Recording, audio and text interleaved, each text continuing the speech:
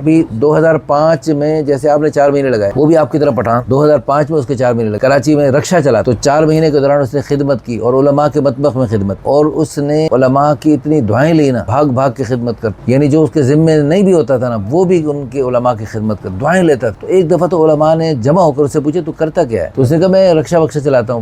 انہوں نے کہا اچھا. انہوں نے بیٹھ کے ہاتھ اٹھا کے اس کے لیے دعائیں، وہ دعائیں ایسی ماشاءاللہ قبول ہوئیں. اللہ نے تھوڑے دن اس کو دبئی پہنچا دیا، دبئی میں اللہ نے اس کو کام اتنا اچھا دے دیا. اب اس کے بعد انگلینڈ میں اس کا کاروبار. اس نے ہم سے رابطہ کیا کافی عرصہ پہلے، 1.5 سال ہو گئے. اس کو میں نے کئی رشتے دکھائے. لڑکیاں اس کو پسند کر رہی تھیں، اس کو چونکہ نخرے ہو گئے تھے اس کے زیادہ. اللہ پاک نے اس کو بہت اچھا رشتہ عطا فرمایا. ایک بیوہ سے ہم نے رابطہ کروا، اس نے ہم سے کہا اس بیوہ سے میری بات کرواؤ، لیکن جب بات چیت ہوئی کسی وجہ سے استخارے میں نہیں آیا. بس میں زیادہ تفصیلات میں جانا مناسب نہیں سمجھتا، لیکن وہ اب تک اس بیوہ کا اپنی طرف سے تعاون کر رہا ہے. اس کی عمر 50 سال کے قریب. اس کو لڑکی ملی 26 سال کی، حافظہ، عالمہ، BA، پٹھانی، یتیم الحمدللہ. ابھی چند دن پہلے اس کی ویڈیو لگی، اس کو پسند آئی، اس نے رابطہ ہم سے کیا اس سے بات کرواؤ. بات ہوئی ماشاءاللہ، اور الحمدللہ چند دنوں میں اس نے ایسی سیٹنگ کی. لڑکی والوں کو بھی اس نے نکاح سے پہلے لڑکی کا پاسپورٹ بنا تھا، اس کی عمر کی بکنگ کروا دی رمضان کے آخری عشرے. اور ہر سال رمضان کا آخری عشرہ حرمین شریفین میں گزارتا، اور عید مدینے میں کرتا. حضور صلی اللہ علیہ وسلم کا مہمان بن ایک ہی دن میں الحمدللہ اس کا نکاح بھی ہم نے کروایا، اس کا نکاح نامہ بھی بن گیا، اور اگلے دن وہ ماشاءاللہ وہ عمرے پہ نئی بیوی سمیت جا چکا ہے. سبحان اللہ. میں بتانا یہ چاہتا ہوں جو اللہ پاک کے راستے پہ چلتے رہتے ہیں نا اور نیک اعمال میں جڑے رہتے ہیں، اللہ سے اپنے تعلق کو پکا رکھتے ہیں، اللہ پاک ان کو اتنا اچھا رشتہ عطا فرماتے ہیں کہ وہ جو ہے نا وہ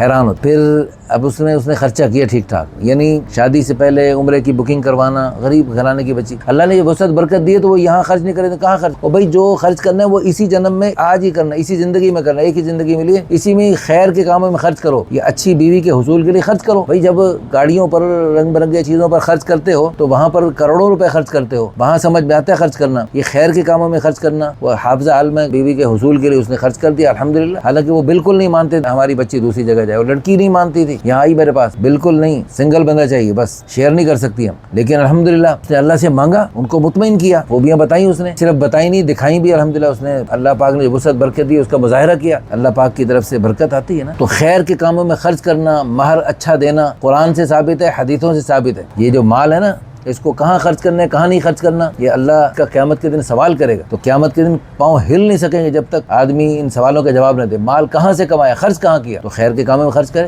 اب اس نئی بیوی کو عمرہ کروا رہے، اچھی بات.